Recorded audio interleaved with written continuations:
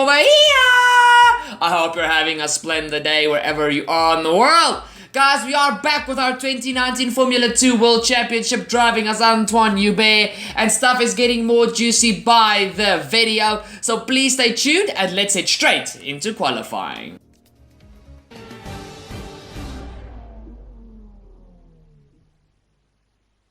It's time for qualifying here at Spa-Francorchamps, one of the most recognisable tracks on the Formula 2 calendar. Everyone will be familiar with the famous Eau Rouge corner, probably this track's most iconic feature and the test of skill it represents for these up-and-coming drivers.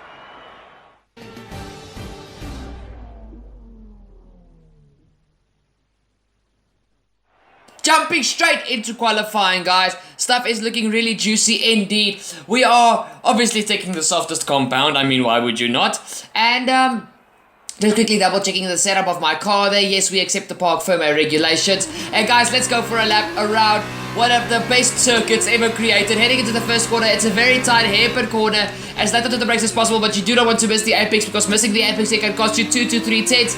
Get the power down as early as possible. It is downhill, so you can go early onto the power than you think. Just make sure that you cover the wheel spin. Heading through the beautiful Eau Rouge section, which is flat out. Even in F2 cars, you just have to make sure that you don't yank the car. It's a smooth line going up through Eau Rouge. Open up DRS, heading down the Camel Straight. Now heading in towards the very tight second sector of the track. We are P4 at this stage, heading to the end of the first sector split. Now heading to the very tight right-left chicane. Nearly go to a track extension there as we mount the curve on the inside. Very fast right-hander there. Now heading into one of my favorite corners of the track. It's a downhill hairpin. It can either cost you a lot of time or gain you a lot of time if you do it correctly. Open up the taps as quickly as possible as you come out of there. Then into a very, very fast left-handed corner. Now heading into my second favorite corner of the track. Eau Rouge is my favorite corner of this track. It's I actually know this corner has a name, but I can't remember the name. It's a almost flat out left-hander, but you have to dab the brakes, go down one gear to make sure that the car turns into the second last chicane of the track. It's the fastest chicane on the track, but you really have to have a smooth line through there, otherwise the track will bite back at you. Now through the final two 90-degree, well, not actually 90-degree right hand, but the final double right hand of the track. Now heading down this flat out twisty section here of Spa. Guys, Spa as a circuit looks like a Uzi submachine gun. It's actually pretty cool if you think about it. It looks like an Uzi submachine gun.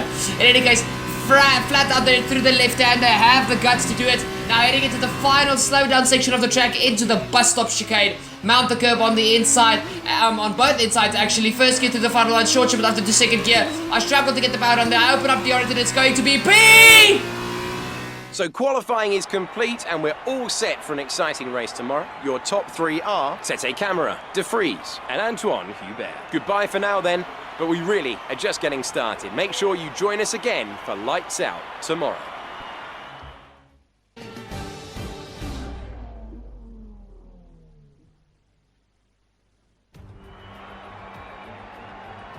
Located in the Ardennes countryside, Spa has been hosting races for almost a century, and it's revered by drivers and fans alike. So it's a joy to be here today as we prepare for the next thrilling instalment in the Formula 2 race calendar.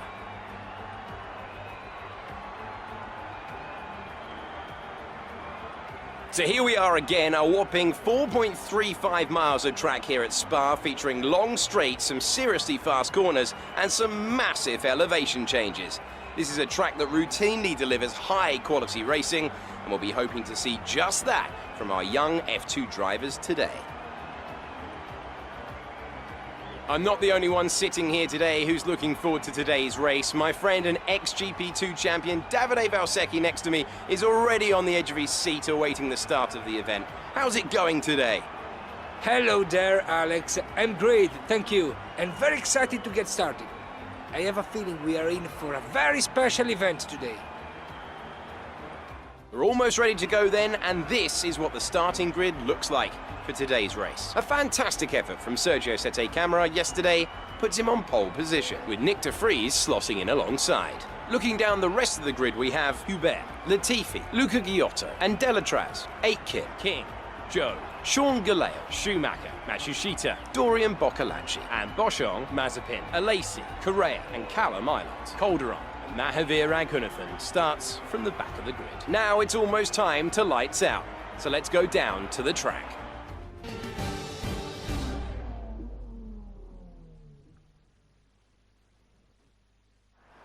Okay, remember to brake early for turn 1, as the pack's gonna bunch up.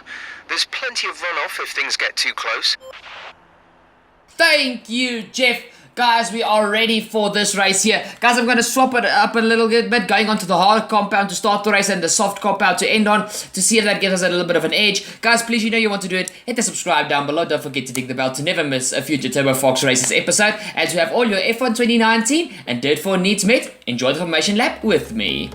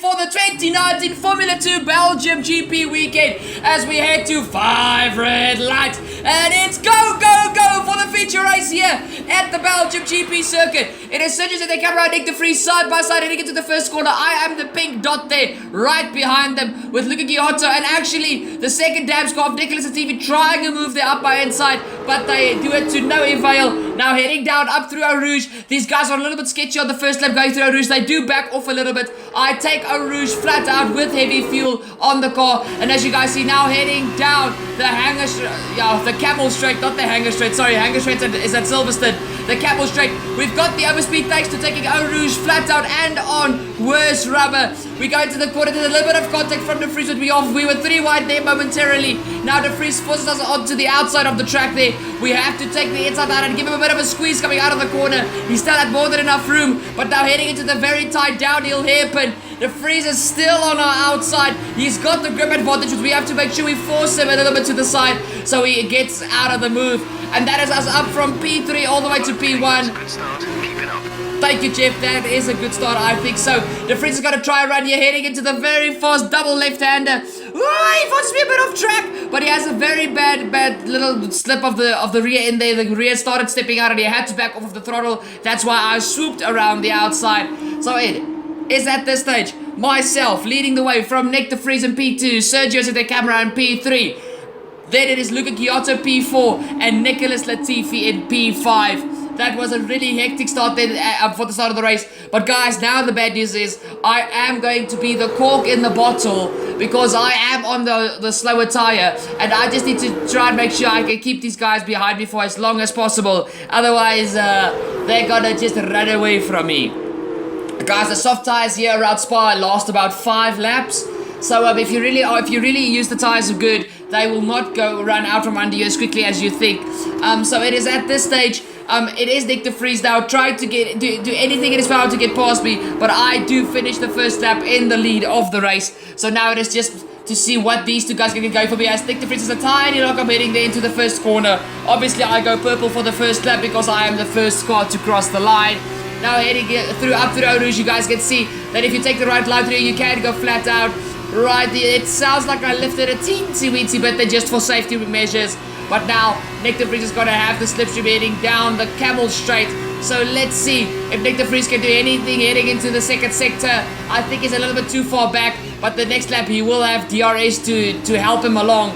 So we will have to see how that goes. Now heading to the end of that second lap, guys, you can see now Nick De Vries has got a very brilliant run. And this is also a very long flat out section where slipstream helps quite a lot to keep up with the car ahead. And as you guys see, we top 5 are starting to break away from the rest of the grid. Heading into the bus stop chicane, De Vries has a little look around the outside, but I park the car right at the apex. I run wide into the first part of the bus stop chicane, and that gives De Vries the opportunity to run side by side with me through the second part. And now Nick De Vries has taken the lead. It's just for a slight bit now. Heading into the first corner, he will have the inside line. And once again, I remind you guys, the grip advantage thanks to the soft tires. He cuts me off right on my front big there. That was a very close call to say the least about it. And now Nick De Vries will have the run down going to Eau Rouge. But that is a little bit of a mistake from Nick De Vries, guys, because now I will have DRS and I am more confident than these guys on heavy fuel heading up through Eau Rouge in these F2 cars. It's going to be an easy move from myself. I open up the rear flap and now Sergio at the camera might even try something on Nick De Vries. These are the top 3 drivers in the championship, guys. Myself, to set that camera, and Nick De Vries. Even though Nick De Vries is having a championship, he really wants to forget. But now it is Sergio set that camera up into P2, and he is now the one hounding me from behind. So Nick De Vries lost. Well, he gained 1 position and then lost 2. So he's down actually just 1 position when you think about it, because he was originally in P2. Now you guys see it, set that camera trying to go side by side with me through the bus stop chicane. These guys were really confident on their brakes heading into the bus stop chicane, unlike my F1 2019 summer break video. If you guys haven't checked that out yet, guys, that is the video I am most proud of that I've ever posted. So please, I know it's a long video, but please go check it out. I explain in the video why the video is so long. Trust me, you would not want to miss that video. Now as you guys see, I even got souped there from Nick De Vries. I am now down back to the position where I started this race in P3. But once again, we go up Eau Rouge. We are more confident heading through Eau Rouge. We don't lift at all that time there where the AI do. Now open up DRS, there we go. De Vries goes to the outside, I go to the inside. I said the camera tries to squeeze me on the inside. He gives me the big squeeze. And now that we are heading to this next chicane, and we take back the lead of the Belgium feature race. So whoo, these guys are really giving me a lot of pressure here to handle. But at this stage, I think I'm handling it quite well. If you guys don't think I am, then please leave it in the comments down below. But I think I am handling myself quite good. So you guys see, once again, I defended to the bus stop. I do not overshoot the first corner. And now Sete Camera will dive into the pit lane for Dams. I think he is tired of being stuck behind me, and he wants some clean air. De Vries stays out with me. But remember, guys, De Vries will probably come in the beginning of the next lap. So here comes Sergio, Sete Camera, diving it into the pit lane. I'm sure that the Dams team will have a fairly good pit stop for him. As you guys know, the F2 pit stops are fairly slower than the F1 pit stops because there's only 1 mechanic per tire, not 3. So it's a very longer pit stop. As Sete Camera gets held up massively in the pit lane, and for some other reason, both the Dams cars came into the pit lane, and even Nicholas Latifi was held up there. So Nicholas Latifi's race is absolutely over. Now we head to the end of the next lap. This is the guy who I think I'm annoying the most. Nick De Vries and Luca Giotto are diving it into the pit lane. The guy I'm annoying the most with, that one should have ended with, is Nick de Vries. But him and Luca Ghiotto are diving it into the pit lane, guys.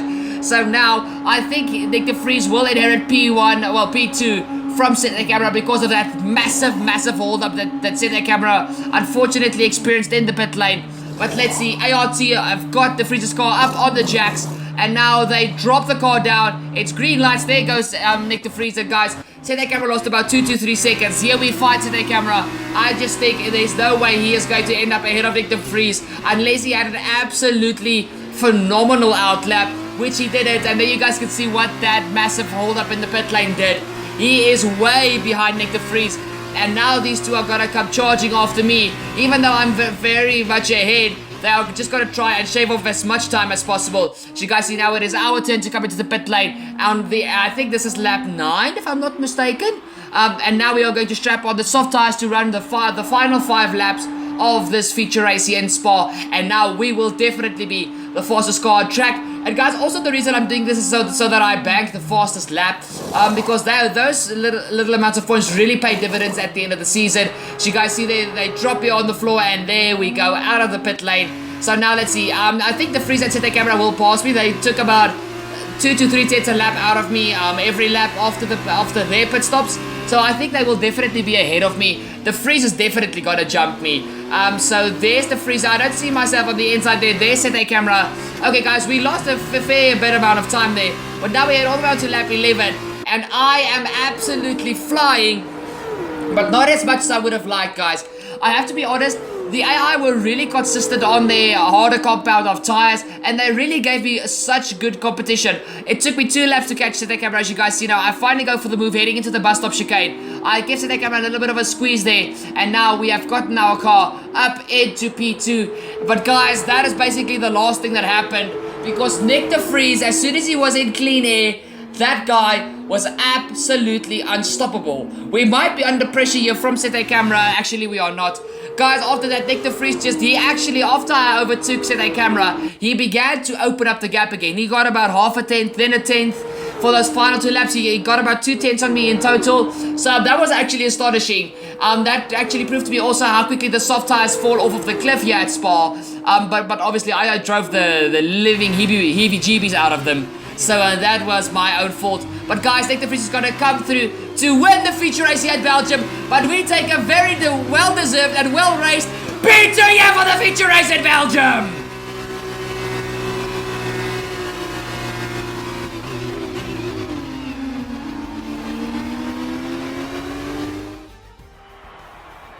So another fantastic victory for ART today. Davide, what do you think made the difference here? This race, this win, was about one thing and one thing only: consistency. Anyone can be quick for just 1 lap, but there's a difference between that and being quick every lap, over and over and over. If you can do that, if you can gain ground when your opponents make mistakes, but then not make mistakes on your own, you can just push and push. ART, the French team who have been racing since the 90s in various forms of motorsport, are once again back on the winner's podium today after a brilliant display of driving skill.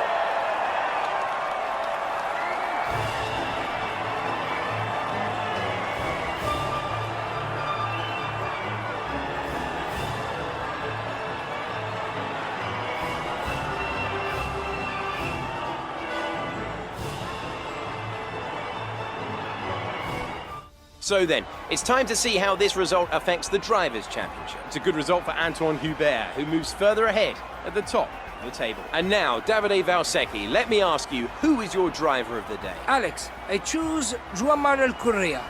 Just impressed me in the overtakes maneuver, so well done to him. On to the teams then. The lead at the top comes down after a strong weekend from the challenging pack. Meanwhile, a strong weekend from ART this time out, and they improved their position in the championship.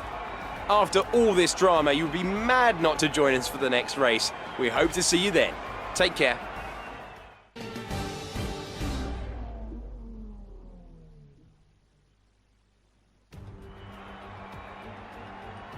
We've reversed the top 8 from yesterday's race to set the grid for the sprint race here today, and the drivers are almost ready on the grid down below. Davide, is there anything we should be looking for in today's race? The teams are all very competitive at the moment, so are we about to witness a push from anyone in particular? Hi Alex, the team will have been studying everyone else out there very carefully, so I think we are in for a very interesting event today. I can't wait to see how this race unfolds.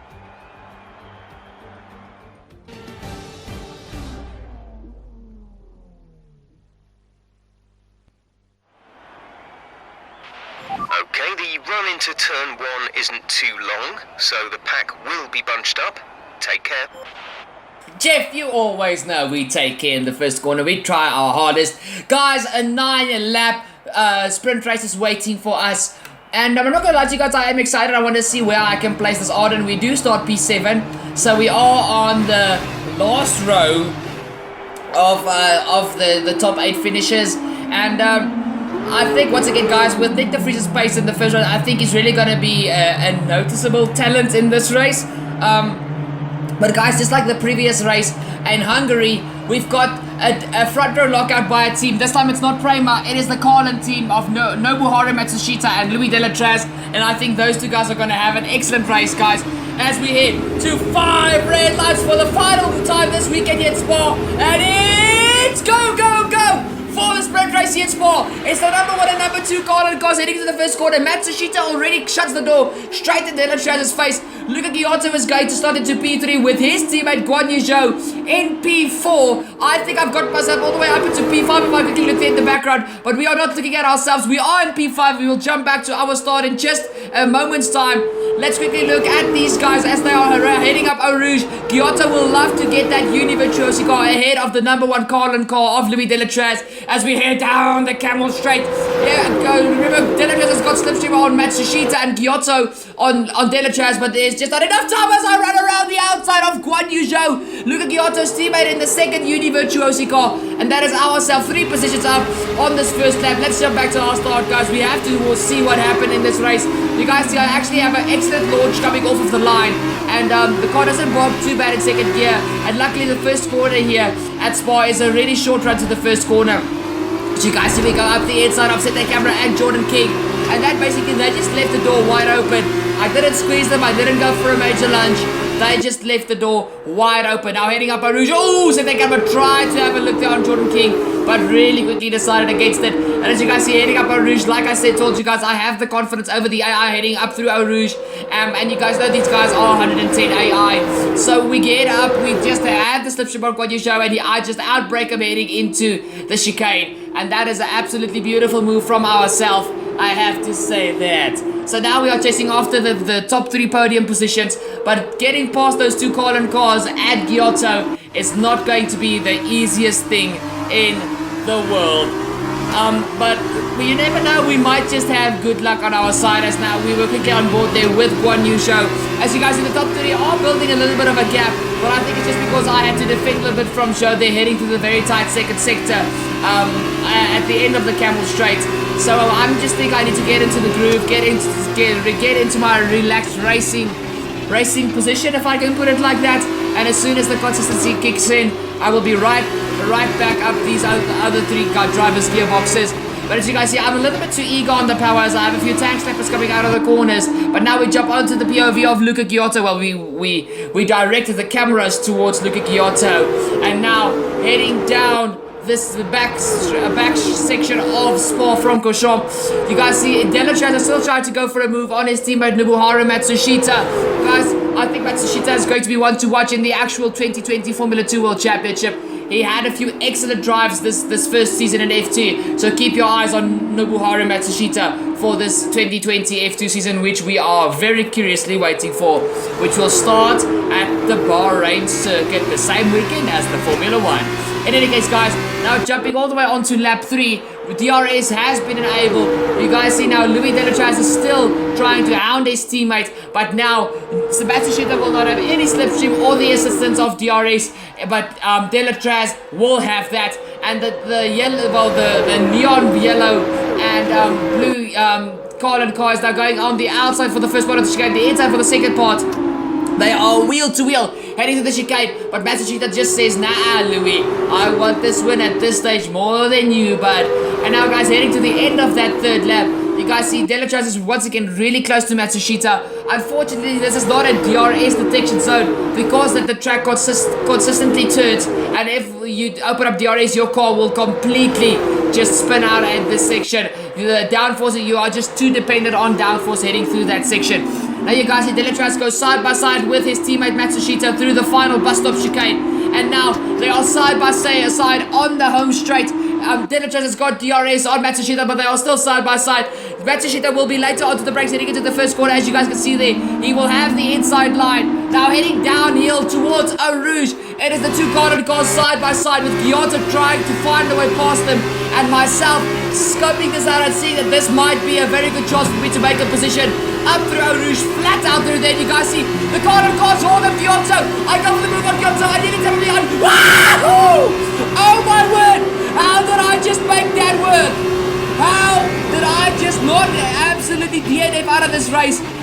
The margin between the cars, they were so small. We make a triple overtake. Get in there, lad. But oh my word, guys, we have to have a slow-mo. First of all, I nearly ran into the back of Luca Giotto. That is millimeters apart. And now heading towards this part, guys, for some other reason, Matsushita had to brake for Delatraz. I think they were just going to 2x2 through Eau Rouge. It is just not a very good way to go through there, and they had to slow down. So as soon as Matsushita caught up to the back of Delatraz, he didn't go for the move. He hit the brakes. That's why I swerved. And oh my word!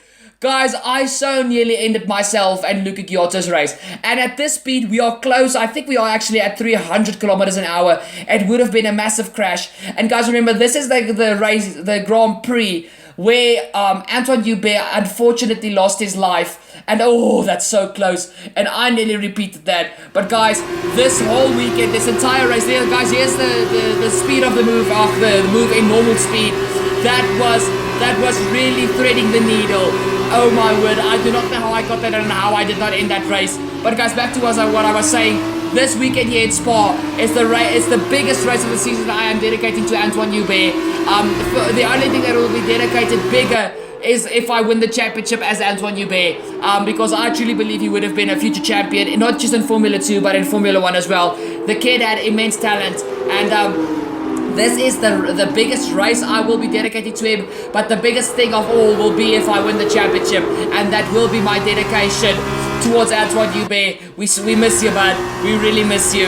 And I wish Charles Leclerc and all his friends, Pierre Gasly, Charles Leclerc, all those guys and Esteban Ocon can actually watch this video and see that that Antoine Hubert is really being remembered, and that he is not forgotten. And now you guys see I am under pressure from Louis Delatraz, and Giotto actually overtook Matsushita. So now Giotto is trying to bank himself a P2, and he's going to try and come after me in P1. But oh my soul, guys, I still can't wrap my head around what I just did there.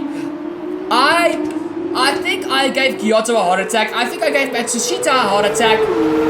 But at the end of the straight, when I just swerved in front of Delatraz, I gave him a heart attack as well. So we almost lost 4 drivers. Seriously, I almost DNF. We almost lost Luca Giotto twice over. I gave myself a heart attack, nearly ended my race. Gave Luca Giotto a heart attack, nearly ended his race, and gave both the Carlin drivers massive heart attacks. So at this stage, I am going to be arrested for attempted murder, and it was not a purpose, but oh my great goodness, that was just. I do not know, guys. I think I need to stop going for these massive moves because that was a little too close for comfort. You have those once in a lifetime moves, and I think that was mine. Well, let's not say once in a lifetime, once in a year moves, and that was mine for 2020. Already done and dusted. But guys, as we start the penultimate lap, we start lap 8.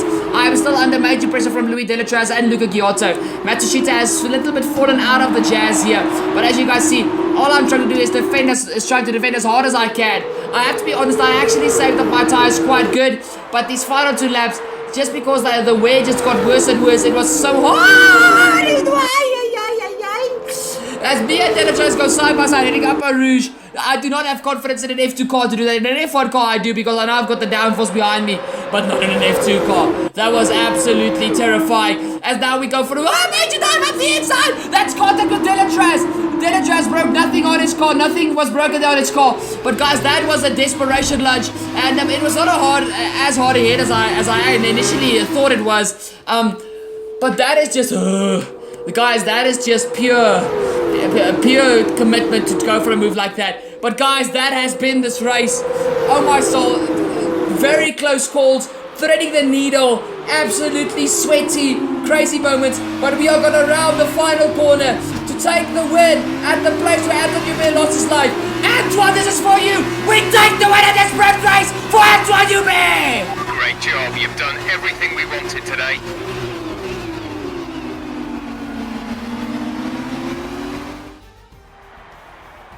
Well, what a drive that was to take the win for Arden today. And Davide Valsecchi, give me your thoughts. How did they accomplish this result? I think they kept a cool head. That's why they won today. Smooth, steady, everything bad that happened to them, they handled it calmly and professionally. That's what let them focus on getting the best out everything else. The car, the strategy, they managed to keep out of trouble the whole way around. As they make their way down to the podium, there's no denying the strength of the Arden team. Arden aren't afraid to take risks on new talent, and it certainly looks like it paid off today. Fantastic work.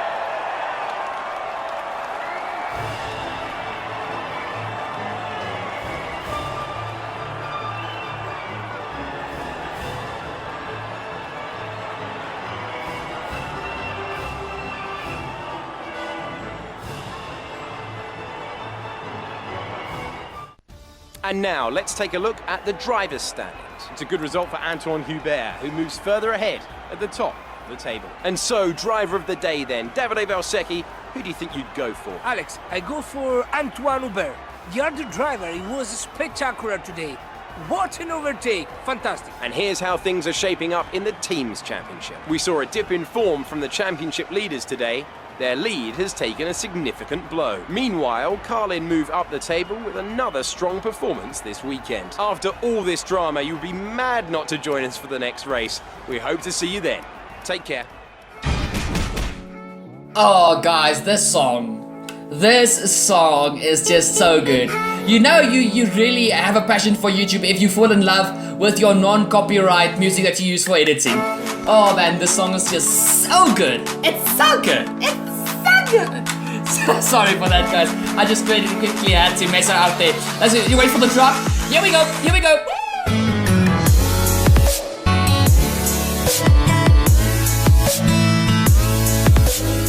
Oh, it's so good, guys. Sorry, I just quickly had to go. The music is also a thing I love a lot. So if the music's good, there's a smile on my face. If the racing's good, there's an even bigger smile on my face. In any case, guys, what a weekend here in Spa. At Spa-Francorchamps, we had a really competitive feature race. Unfortunately, we got bested by Nick de Vries, but he is not our championship rival. Sergio Sete Camera is, and in the sprint race, we threaded the needle. Ooh, guys, that was intense. That was really intense. But we got the job done. We took the win as Antoine Hubert here in the sprint race. And guys, this is Antoine's video. I mean, guys, I honestly, after I won the sprint race, even though I'm excited when I do the commentary over the video, guys, I burst out in tears. Because last year for me was a really emotional year personally, and I don't know why, but you guys know sometimes in life just happens and the stupidest stuff can trigger you. And the weekend of the Belgium Grand Prix with Antoine's death, that was one of my triggers, and I once again realized how dangerous this sport is that we all love and that we all cherish. So it really just opened my eyes once again, and this really is Antoine's video, and I really hope, even though the chances are so small, I really hope that guys like Charles Leclerc, Pierre Gasly, Esteban Ocon, all these young drivers that grew up racing with Antoine, that have got nothing but good stuff to say about Antoine, I really hope one day that they can watch this video and actually see that they are not the only ones missing Antoine, and they are not the only ones that loved Antoine. I loved Antoine as well. I didn't really support him, guys. I know I only really realized what a good driver he was after his death, and that's sad. I should have opened my eyes more, but that's how life works, guys. But this is Antoine's video, guys. Please, for that reason, drop a like down below if you have not done it yet. It's only going to take you 2 seconds. Guys, please, if you're new to the channel, don't hesitate to hit that subscribe button. Ding that bell to never miss a future Turbo Fox Races episode, to have all your Dirt 4 and F1 2019 needs met, and we will introduce a new game this year on the channel. Guys, thank you so much for staying till the end. Please share this video with your friends on all your social media platforms, and I will give you a shout out in a future video. This was for Antoine. I'll see you guys for the next race in Monza. Cheers!